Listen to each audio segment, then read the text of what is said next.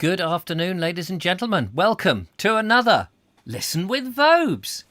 Hello, hope you're well. Hope you're doing all right. Another Monday comes round. It comes round so blooming fast, doesn't it? Oh, were you enjoying yourself, putting your feet up over the weekend? Or were you out there trekking for miles over the small amount of distance that you're allowed to travel during lockdown? Or were you having a nice time? Well, here we are back again on Monday. And today on the show, we will be, of course, reading our book, The Children of the Archbishop. Naturally, I'm just warming my hands round a mug. Today I'm trying out one of Nootka Sea Glass's calming remedies. They're supposed to be at night time, but I'm having them in the day, just to calm myself, you understand, the nerves of doing the show.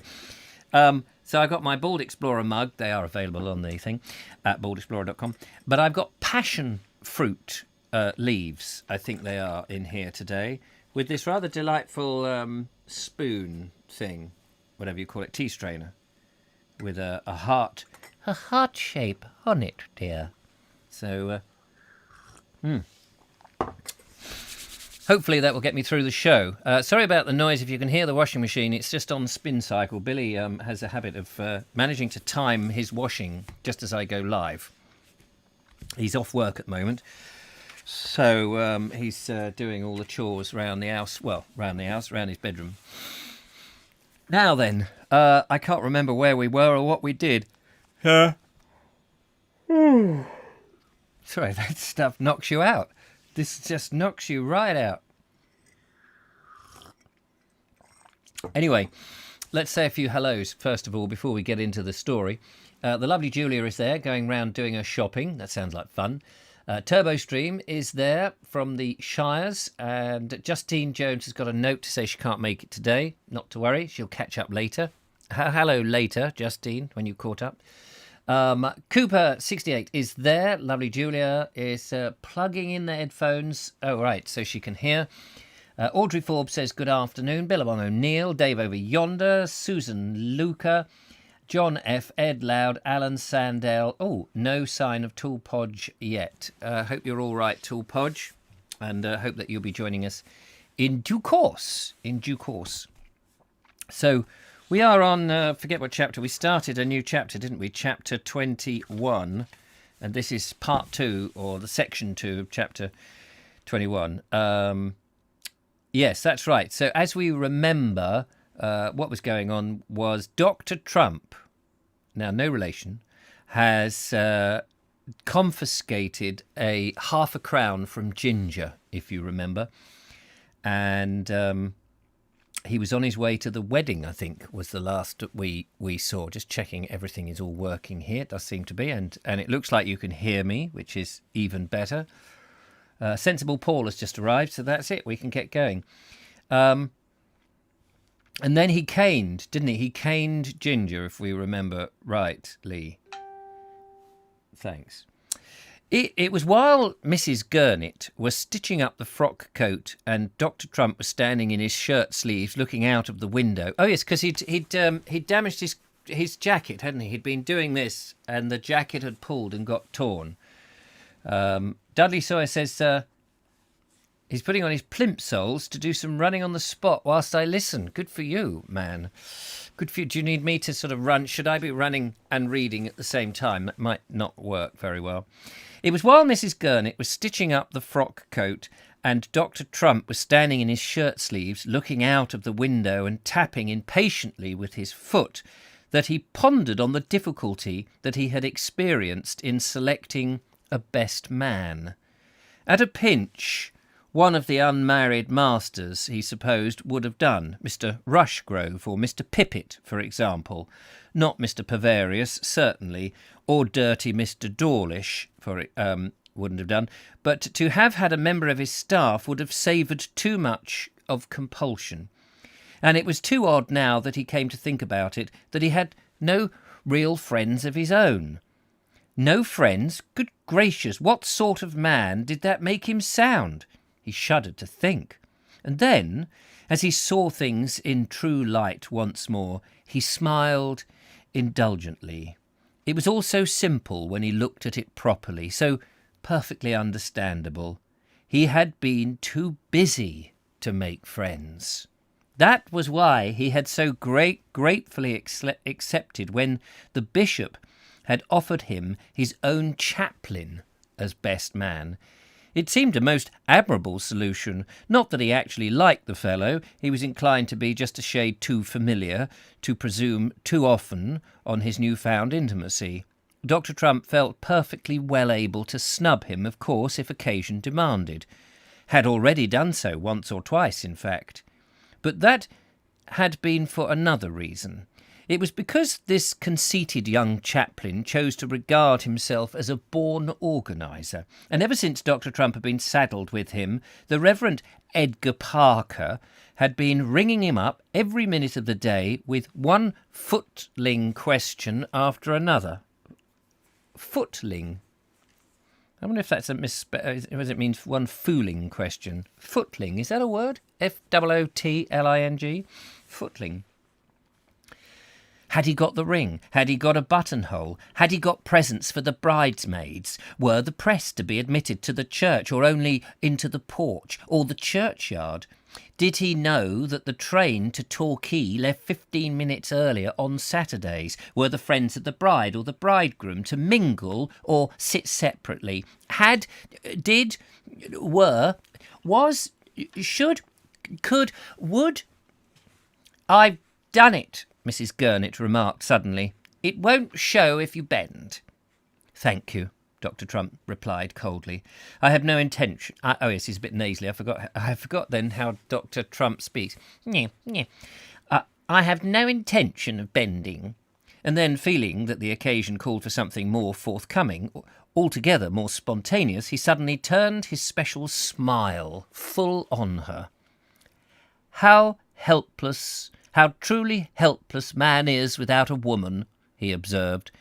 You have indeed been more than kind. The coat itself, you see, is practically new. It was while he was sliding stealthily into the coat, keeping his shoulders well back so there should not be even the slightest pressure, that a letter was brought to him by Miss Prynne. He glanced at it idly and recognised Mr. Dawlish's handwriting. Again his face softened into an indulgent smile. Dear old Dawlish, he reflected. How kind, how gracious of him to send me his good wishes. And then, as he opened the letter and began to read, his face clouded. He drew his lips in sharply, and the flute-like breathing began immediately. The flute-like breathing. You can imagine it, can't you? Dear Dr. Trump, was what he read. I have naturally been having a great deal of thought to my future. At the time of my interview, you told me you wished me to leave the hospital in 9 weeks' time. Since the interview, however, I've reread my letter of appointment and find that I'm entitled to 12 weeks' notice, with the alternative that I can leave at once if more convenient. In the circumstances, I feel the latter would be preferable, because it would give me more time to look around. With your permission, therefore, I would like to leave at the end of the current month, as that will take me that time to tidy up. Dr. Trump could read no further. He crushed the offending letter in his hand and dropped it into the waste-paper basket. Abominable! Truly abominable! The miserable man was simply trying to sulk out of his responsibilities by quoting some foolish phrase that Canon Mallow must have written. Dr. Trump would see his lawyers immediately. But how? But hardly call a conference in the vestry when he should be signing the register. And tomorrow would be worse still. He would be in Torquay by then. Mr. Trump ground his heel into the carpet as though it were Mr. Dawlish himself he was destroying.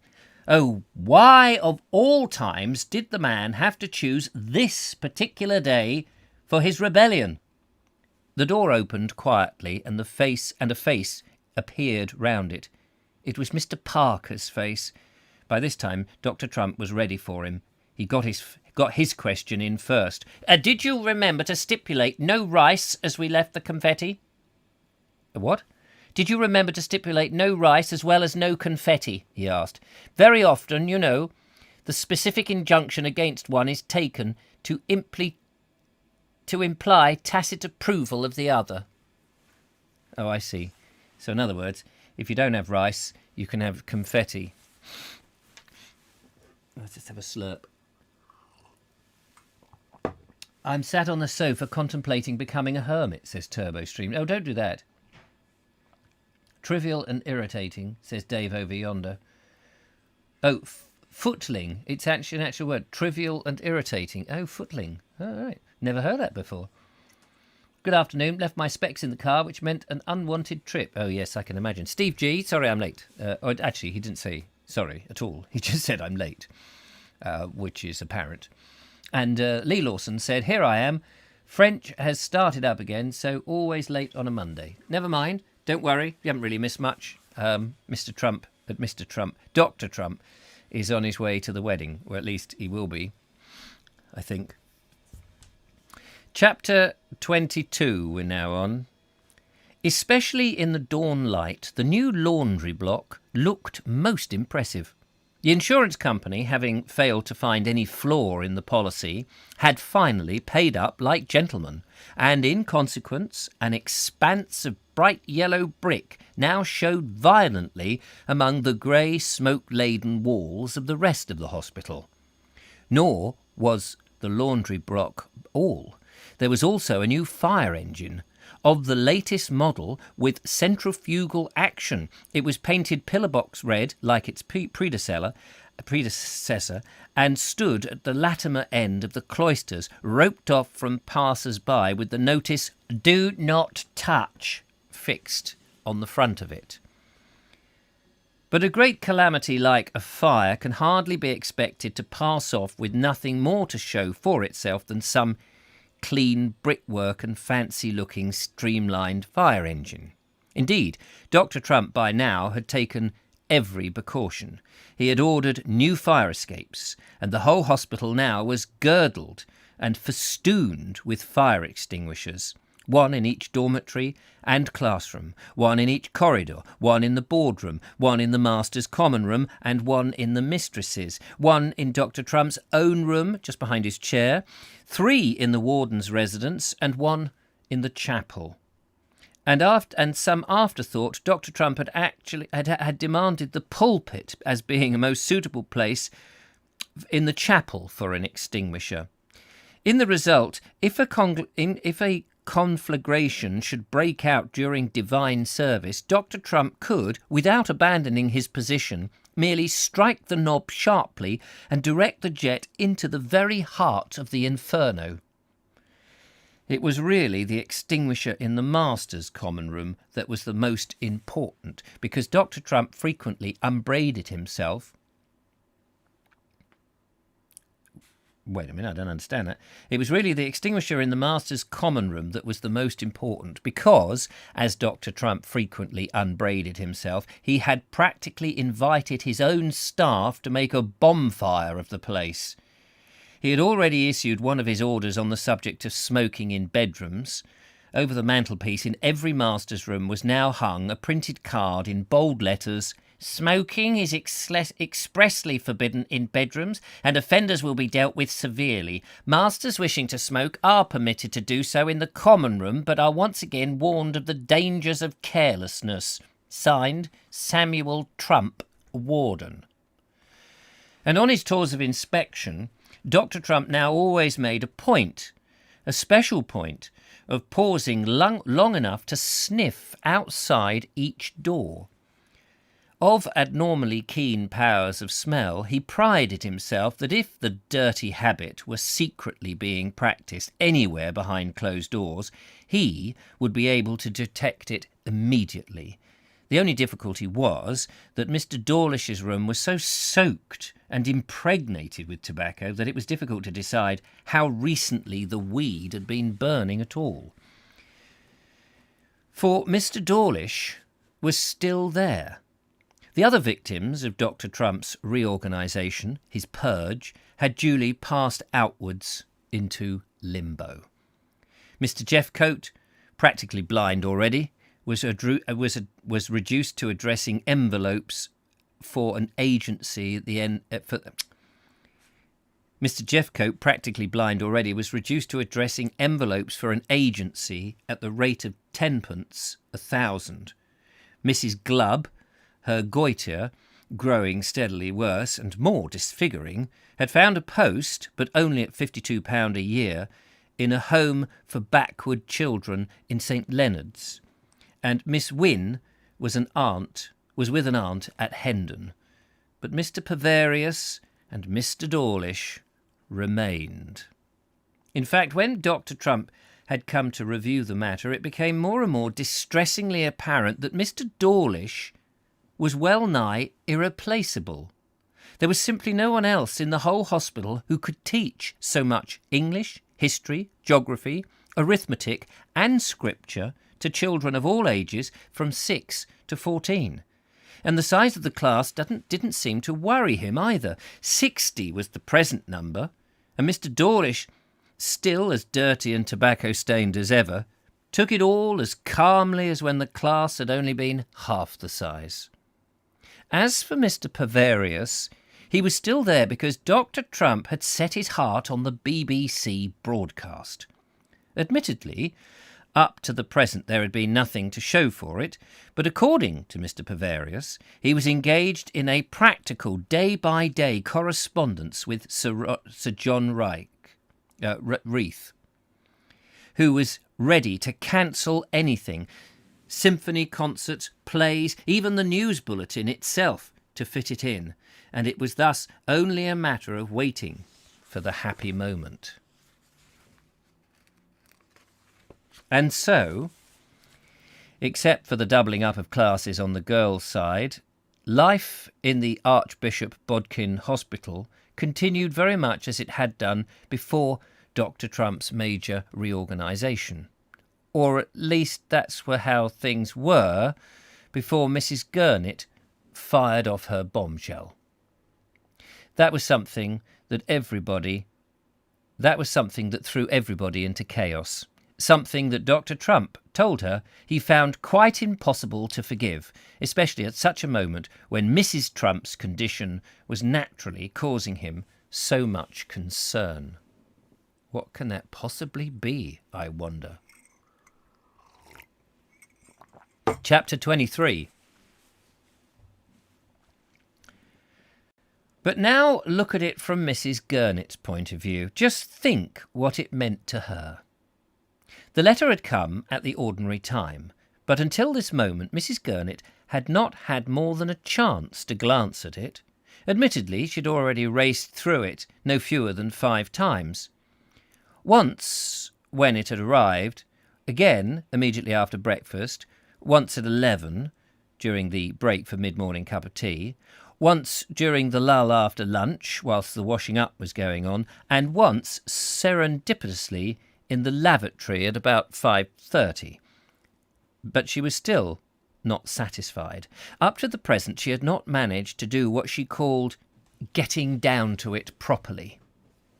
But this was different. She was in her room now.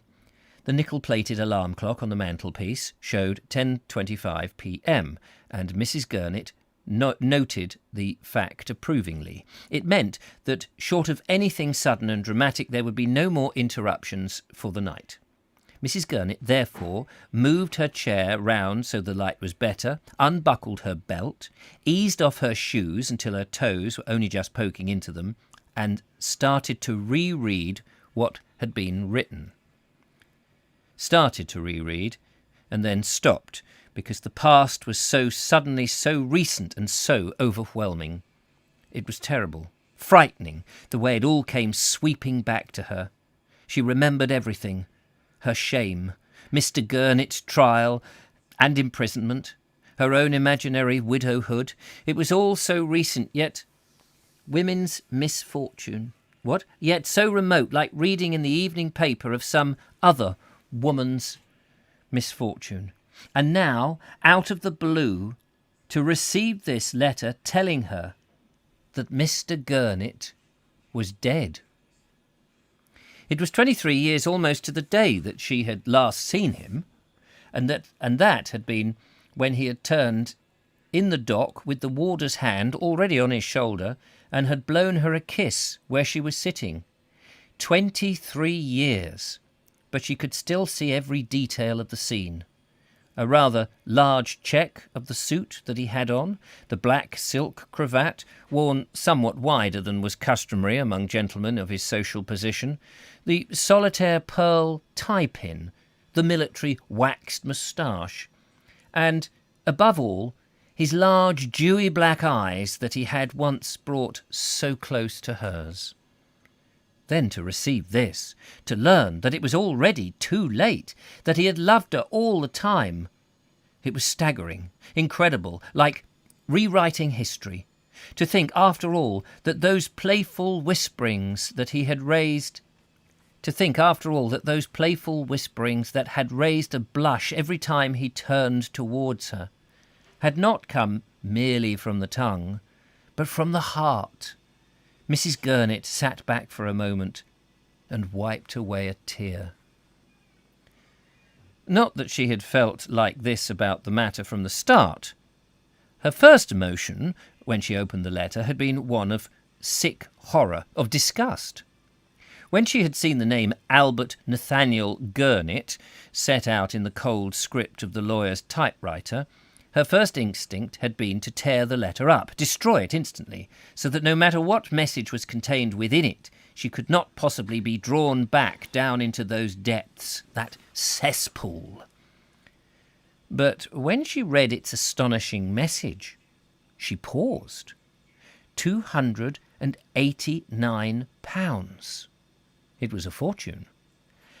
And apparently this incalculable and misjudged man had decided to leave it all to her. Not that she was going to do anything rash, like accepting. Wouldn't it reduce her to a level as low as if she were calmly put the cash into a handbag and call... What? Not that she was going to do anything rash, like accepting. Wouldn't it reduce her to a level as low as his if she calmly put the cash into her handbag and called the whole thing quits? She paused, easing her toes inside her half-done-up shoes. Then she began to see things differently. All the money in the world wasn't enough to put right the wrong that he had done to her. Mr. Gurnet must have known that. But it was something that he had tried. It showed that it must have been on his conscience.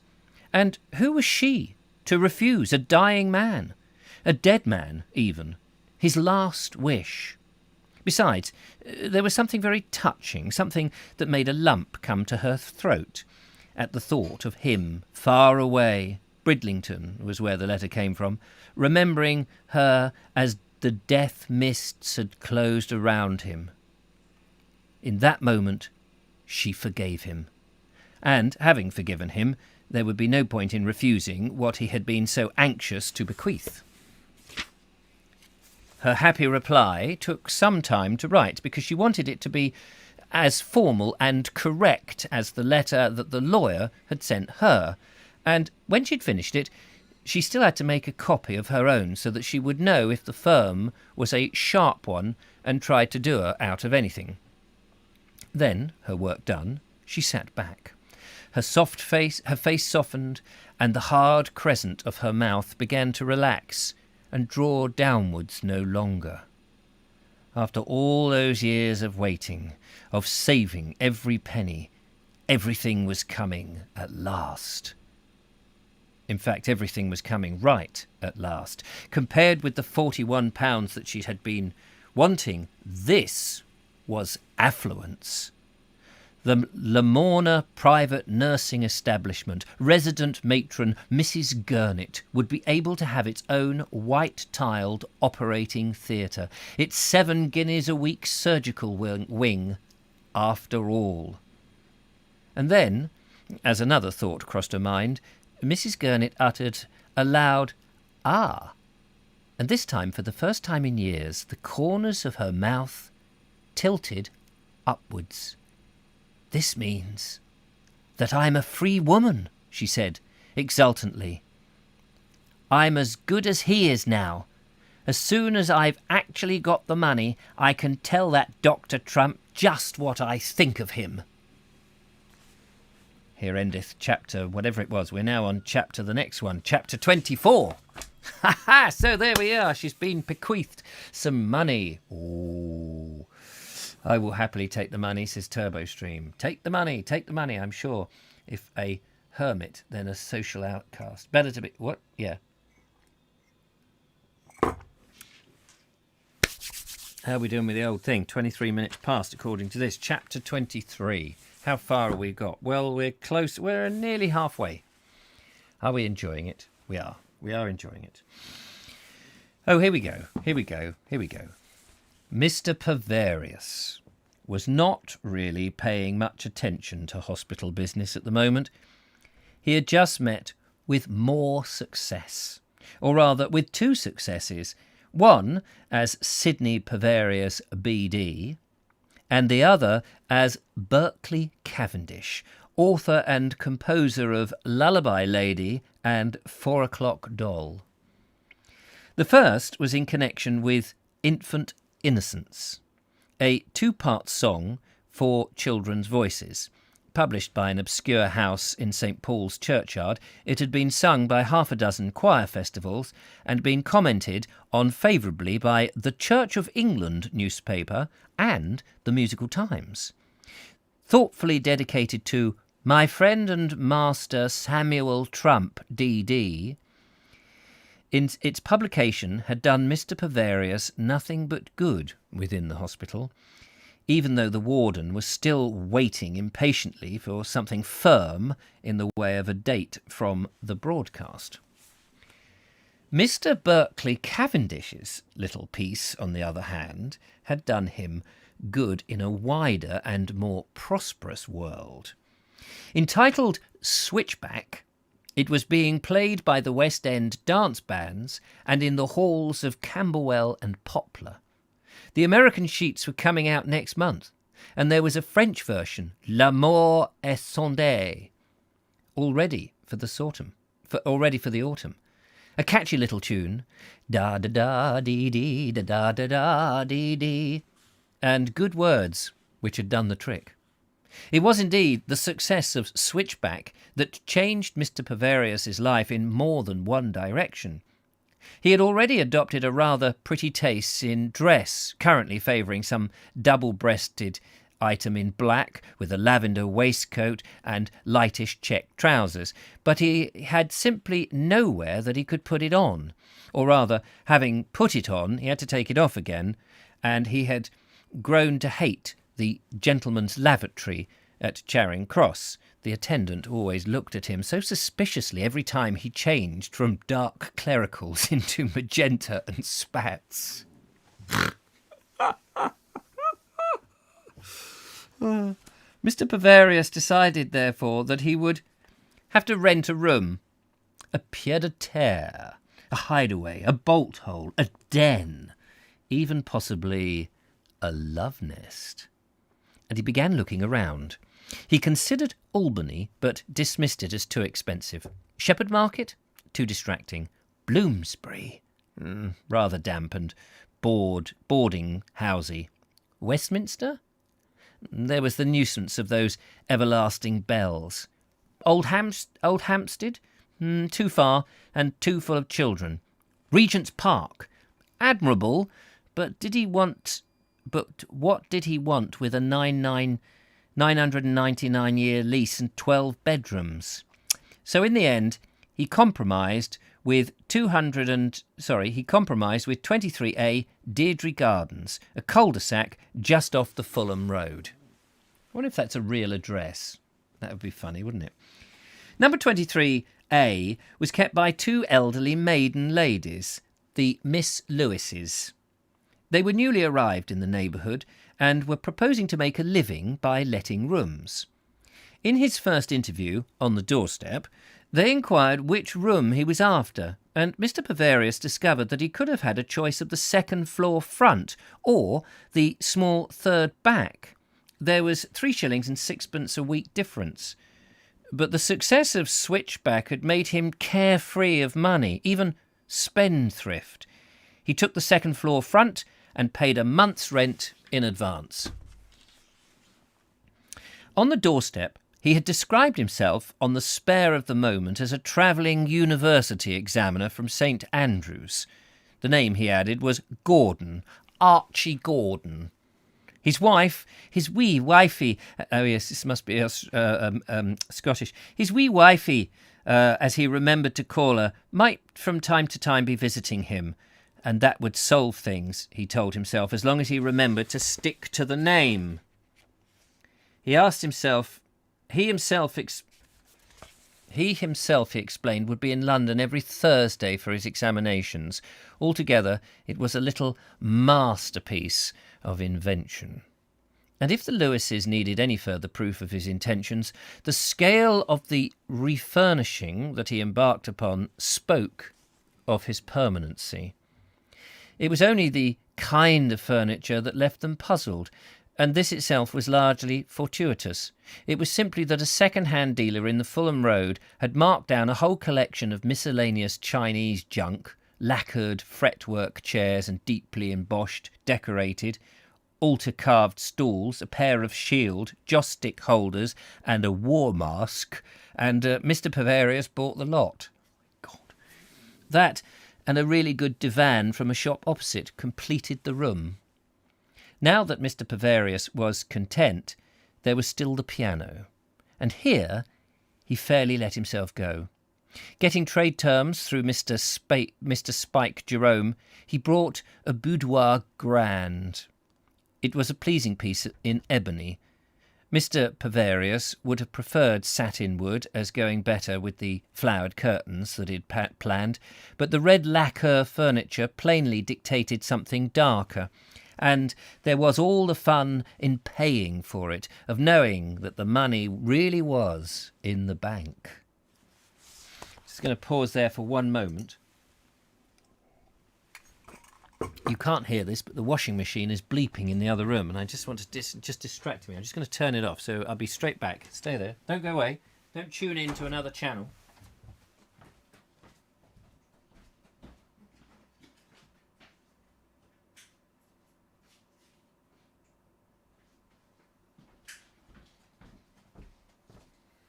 I'm back. Sorry about that. I don't normally leave the studio. But sometimes it is absolutely necessary. What a thing. This bloke is a Walter Mitty. Yes, absolutely. Westminster Bell's a nuisance. Dear, dear, says Lee Lawson. He's a Bunbury. Oscar Wilde. A Bunburyist. How exciting. Brilliant names in the book, says Turbo Stream. They are, aren't they fantastic? He just sort of captures the whole 1940s, 50s era so magically, does he not? Mr. Pavarius had been a tenant of the second floor front of 23A Deirdre Gardens for nearly 6 weeks before he decided to avail himself of its unique, its dizzy and delightful privileges. The furnishings were complete by now. An imitation leopard skin rug lay before the hearth. A gilded plaster Cupid smiled from the top of the Chinese altar, and the parchment lampshade with its gay hunting scene of jolly pink coated riders and russet-coloured hounds in pursuit of the shrinking and deceitful-looking fox cast a discreet and intimate circle of light upon the outsized divan. And now the moment had come, at last, for putting all this battery of charm and luxury to the supreme test.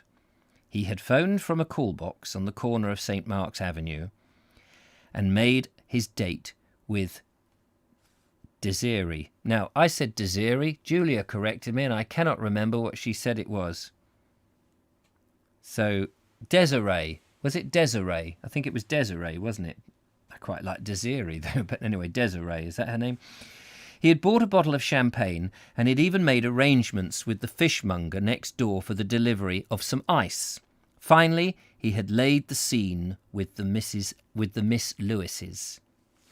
"Tonight," he had said, "I'm hoping that my wife, my wee wife..." Oh, maybe he's doing his Scottish accent here, I'm assuming. "Tonight," he said, "I'm hoping that my wife, my wee wifey, will be with me. That is, of course, only if the barns are better. Poor Angus and little Jenny have been a real bad. But if it's all well, we should be rolling along, reaching London. If all's well, we should be rolling along, reaching London, that is. He's calling from a phone box. That's right, of course. He's down the line. Yeah, but if all is well, we should be rolling along, reaching London, that is, somewhere around 11 o'clock. I don't know what accent that turned into. That was really grim. It's the train. Just get into the Scottishness. It is the night train. The late train, I should say, that Mrs. Gordon will be catching. Considering the lateness of the hour, 23A had an unusually wakeful air about it. To Mr. Paverius' surprise, there were lights blazing in the hall, and the Miss Lewis's sitting room and the large basement kitchen below also had light. Sorry, I had to paraphrase that because I read it wrong. He was even more surprised, however, when the front door opened just as they reached the top step and Miss Lewis, the elder, stood there, smiling at them.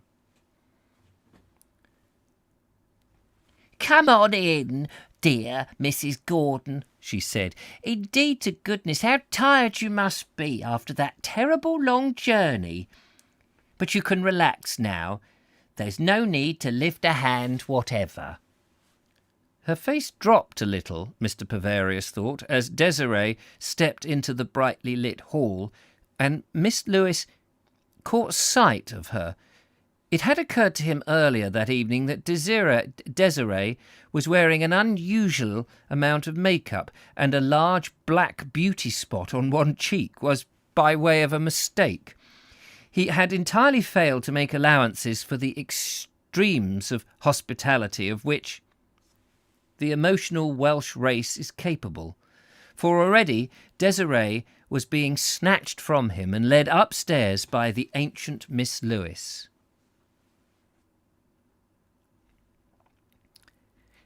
It is into my room you must go, Mrs. Gordon. Put off your travelling clothes," she said. "Then you can unpack everything you need." She broke off abruptly. "But what have you?" she asked. "Where are your bags, indeed?" Mr. Paverius started. He hadn't thought of bags. Yes, those," he said hurriedly. "A misunderstanding at the station. Sheer carelessness on the porter's part. Station master has been told, but you know how it is, all gold braid and inefficiency." "What's going on here?" Desiree asked him, but by now Mr. Paverius was close enough behind to give playful warning pinch. "Oh, the luggage at Paddington. I mean at King's Cross," he explained hurriedly. "You remember, dear. We simply had to rough it as we are." They'd reached the door of Miss Lewis's bedroom by now, and it was suddenly opened and closed again in Mr. Paverius's face. He was alone on the landing, and Desiree and Miss Lewis were closeted inside. As he stood there, he felt the sweat breaking out on his forehead again. There was Desiree, shut up with the landlady, not knowing that she had just come down from St. Andrews, not knowing that her husband was a university examiner, and not knowing that she had 2 wee bairns. Even Mr. Paverius could not remember their names, not knowing even that she was Scottish. And when he opened the door of the little snuggery, there was another shock in store for him. The golden-hearted Miss Lewises had done their utmost for him, for amid the exquisiteness of ebony and lacquer, a small, nasty table with a hideous tablecloth had been wheeled in, and up against it were 2 horsehair chairs. But it was the way the table had been laid that distressed him the most. 2 kinds of sandwiches, a Swiss roll, a seed cake, a plate of ham, an obviously tinned tongue, and a great bowl of egg salad arranged around a large earthenware teapot. Mr. Paverius's bottle of champagne stood indignantly in the mid-centre. He was still standing there gloomily contemplating this ruin of so much beauty when Desiree and Miss Lewis returned. I'm sorry, I thought he'd gone into the room with them. I got confused there. And how relieved indeed it must be that the bairns are better, Miss Lewis began immediately. Mrs. Gordon did not credit how you had been worrying yourself like a sick man with toothache, I told her, but that's all over and forgotten now. Oh, yes, quite forgotten, Mr. Bavarius answered truthfully. But it's your meal we're wanting. It's your meal you're wanting, Mrs. Lewis said tactfully. Make a good start and I'll bring up the potatoes while Mrs. Gordon is pouring out. The interruptions were too frequent to allow much... I'll start that again. The interruptions were too frequent to allow of much intimacy while the meal was proceeding, and Mr. Bavarius and Desiree ate in silence. There was an apple tart that Miss Lewis had been keeping hot for them, and some cheese and radishes, and another jug of hot water in case the tea was getting stewed. It was not, indeed, until Mr. Bavarius had given Miss Lewis a hand with the table and had bumped it downstairs for her that there was even the slightest promise of an uninterrupted moment alone with Desiree. Oh, it's it's kind you are. What? It's kind you are, Miss Lewis told him. The corners, indeed. I could never have moved it without you. My sister helped bring it up.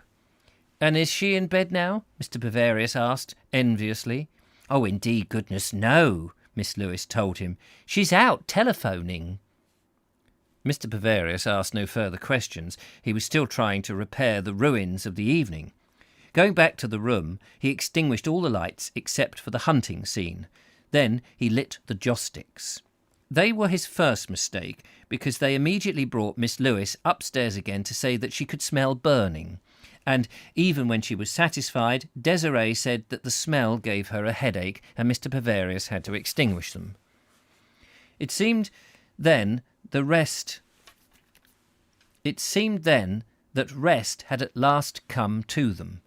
Desiree lay in Mr. Bavarius's arms, staring up at the jolly-looking huntsman, and Mr. Bavarius sat gazing into the gas fire, humming.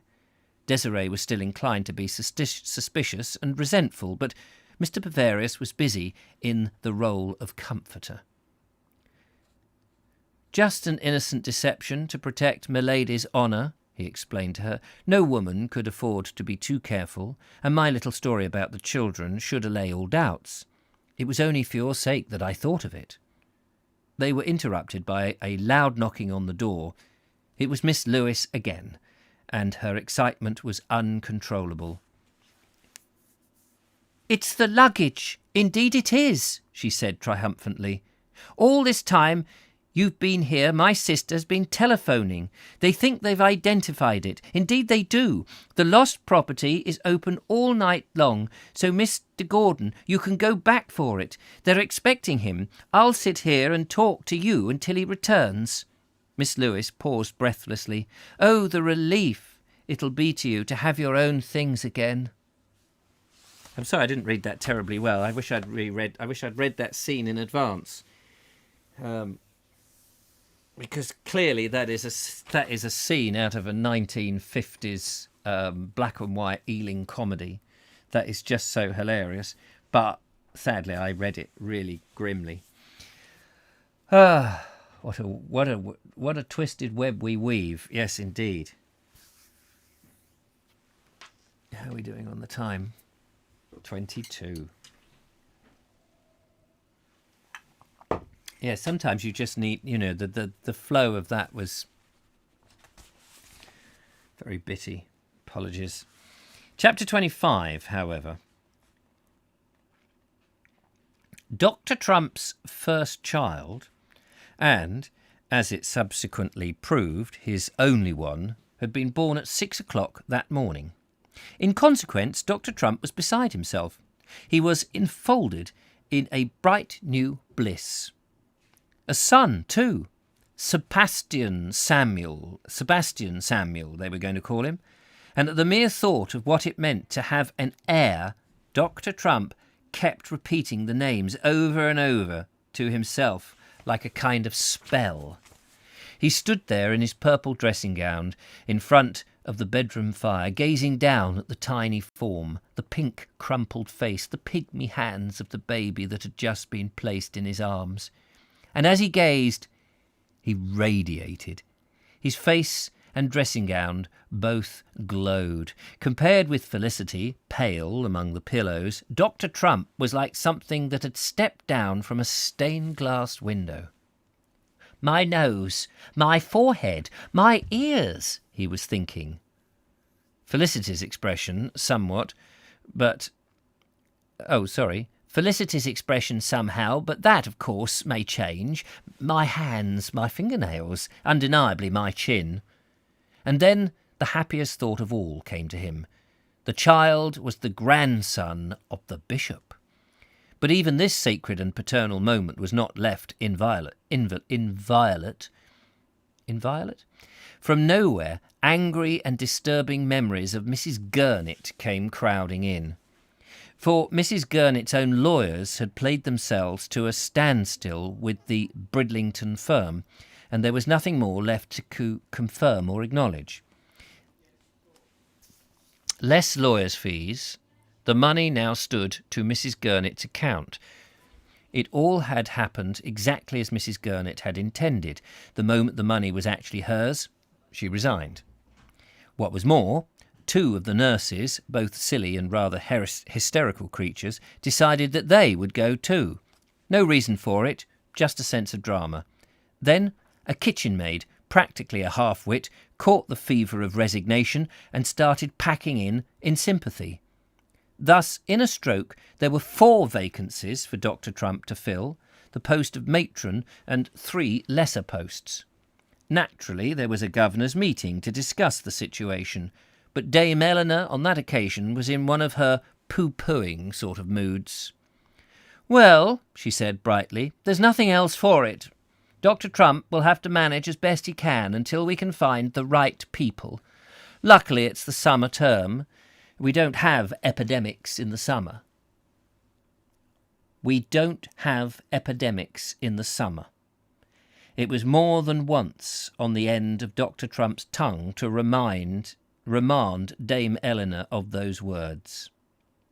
It was in June when Dame Eleanor uttered the fateful sentence, and by August the whole hospital was properly in the thick of one. It all started off quietly enough. Indeed, right up to the Tuesday evening, Nurse Stedge felt confident that she had the whole situation comfortably in hand. Simply an outbreak of snuffy summer colds. That was all it was. It was one of those little ones. Evelyn Parker, who was the first to be brought in, and then only because she had complained of a headache and kept saying that she felt sick. That was on the Tuesday just before lunch. By tea time, Sweetie had joined her, but only just. There was nothing in her symptoms that really justified being excused from geography and sewing. It was simply that she said that her eyes hurt and insisted vaguely, without being able to say in which part of her, that she ached. Nurse Stedge, indeed, was frankly dubious about the whole affair. She suspected that it was simply Sweetie up to her tricks again. And then strange things began happening to little Evelyn. The first hint that it might have been more than a passing chill was her temperature. Already 101 and still rising. But Nurse Stedge had met temperatures like that before, and even now didn't intend to be intimidated by this one. She gave the child a generous dose of the hospital's No. 1 mixture and let nature have her chance. But though the No. 1 mixture did everything that could be expected of it, the child seemed no better. Her pulse was up by now, and only 12 hours after a runny nose and the streaming eyes, the pains in her legs began. By the time Dr. Artlett came in the next day, the pains in the legs had got better. There was scarcely any pain at all, Evelyn said, just a sort of limpness. And then there was a tingling feeling in the small of her back. Dr. Artlett looked at her throat, felt her neck for her glands, examined her chest and back for any signs of rash, listened to her breathing, and, for all the good that he had done, he might just as well have examined Nurse Stedge instead. Baffled and frustrated, he said that Evelyn was to be kept in bed until he had been again tomorrow. Not that he was unduly worried, As a family doctor with a large practice, he had been baffled plenty of times before. It was round about lunchtime when Dr. Artlett called, and after he left, Evelyn spent most of the afternoon sleeping peacefully enough. By tea time, Nurse Stedge began to feel a bit worried, and at 7, when the night came, when the night nurse took over, she definitely didn't like the way things were going. In all her experience of children, she'd never known a child have so much difficulty with its breathing. And even Evelyn's skin showed waxy under the flush, and so she took matters into her own hands and sent for Dr. Artlett again.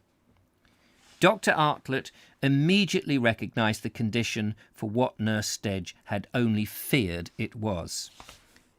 In the 9 hours since he had last seen her, Evelyn had passed from a state of a sick child into a dying one. Dr. Artlett was not in the ordinary course of life, either swift or nimble, but looking back on it afterwards, Nurse Stedge thought that she had never seen anyone open a medical bag so quickly and get out a hypodermic syringe. It was choramine that Dr. Artlett had brought with him, and raising the sleeve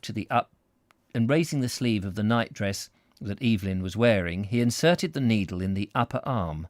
Not that the child gave any sign when the point of the needle entered the skin between Dr. Artlett's 2 fingertips. She was far too away already to worry about what was happening in life that she was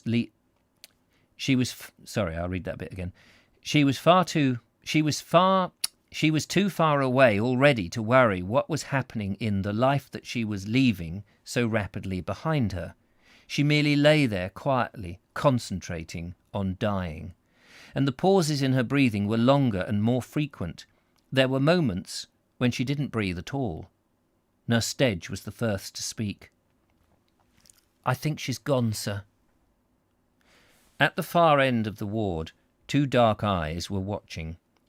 They were very alert, observant eyes, and they knew enough to close themselves every time Nurse Stedge or Dr. Artlett came near. It was the second death that Sweetie had witnessed, and she felt that she knew all about dying by now.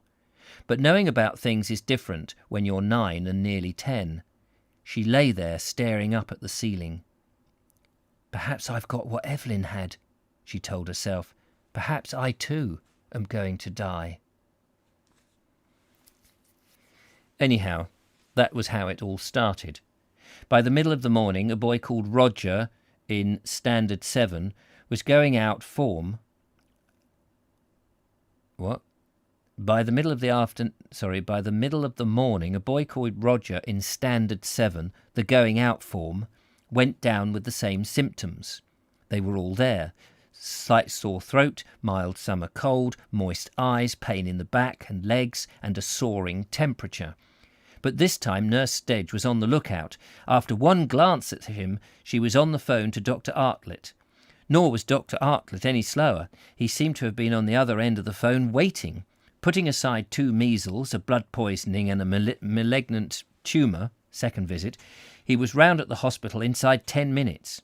And on this occasion he was in time. The boy didn't even appear to be unduly ill, but Dr. Artlett was not easily reassured this time. In fact, he was looking for trouble. Ever since little Evelyn's death, he'd been reading up on poliomyelitis, something like that, poliomyelitis, and he now knew exactly what to go for. Not that it helped him. His test of the boy's reflexes revealed no symptoms. He went through the correct motions again and again, striking the little rubber hammer beneath the kneecap, and he could hardly believe it when he found that there was no response, just nothing to show for all the trouble he was taking. There were no signs of the paralysis spreading, not a trace of anything in the back, the fatal part. The breathing was strong and regular, throat muscles firm and hard. This mysterious germ, in fact, had done its damage and spent itself. But it was insufficient for Dr. Artlett. It was case number 2, all right. The medical officer of health would have to be got hold of immediately. And case number 3, Sweetie, was apparently just waiting for the symptoms to develop. Faced with the new seriousness of the situation, Dr. Trump did not hesitate. He rooted Dame Eleanor out of her unmarried mother's and demanded to know whether he should close the hospital. But here it was obvious that he was at a disadvantage, because the one thing that no orphanage can do is close. It is out of the very nature of orphanhood that there is no home to go back to. Dame Eleanor advised, therefore, that the hospital should remain open, but the children should be kept as far away as possible from each other. Seems familiar. And she added wearily that she would be round later the same evening. And there we must leave it, ladies and gentlemen, as we come to the end of that chapter. Oh, have they got COVID? Is that what it is? Are they all going to die of COVID-19? Or, in that case, COVID-52, I suppose it would be, because I think it was published in 1952, something like that. Can't remember now. Anyway, they're all going down. Polio, diphtheria. Oh, what can it be? My sense of humour has improved, says Ed Loud. I remember when my bro was born, the parents each saying stuff like, my chin, my eyes, my ears, and my young self, if he's got all them bits, there'd be none of your faces left. Yes, quite right. I'm 50 minutes in the past, says Sean's diary. Well, I hope you enjoy it. I hope you enjoy it, Sean. Thank you very much. Read it grimly. Voice Vobes, what planet are you on? Ha ha, it was delightful. Marvellous. Anyway, so we're back in form for the rest of the week for another 4 episodes of Children of the Archbishop. Thank you very much for joining me. Look after yourself. Sorry about the cock-ups every now and again. The eye. I've only got one eye, you know, and it phases in and phases out and jumps over the words. But, practice makes perfect, so we'll just keep practicing. Anyway, thank you very much. Lovely to see you and have you there. Look after yourselves. Glasgow, 1950. Oh, after reading in front of me, sometimes when I look back across the room at the text that you're typing, it's all a bit smudged as the eye's trying to... It's like, well, where are you focusing on, Vobes? Where are you focusing? Aged eyes, I suppose. Anyway, take care, and I will see you tomorrow. Let's go and warm myself up and light the SE and get the dinner going. Till then, bye for now. Bye-bye.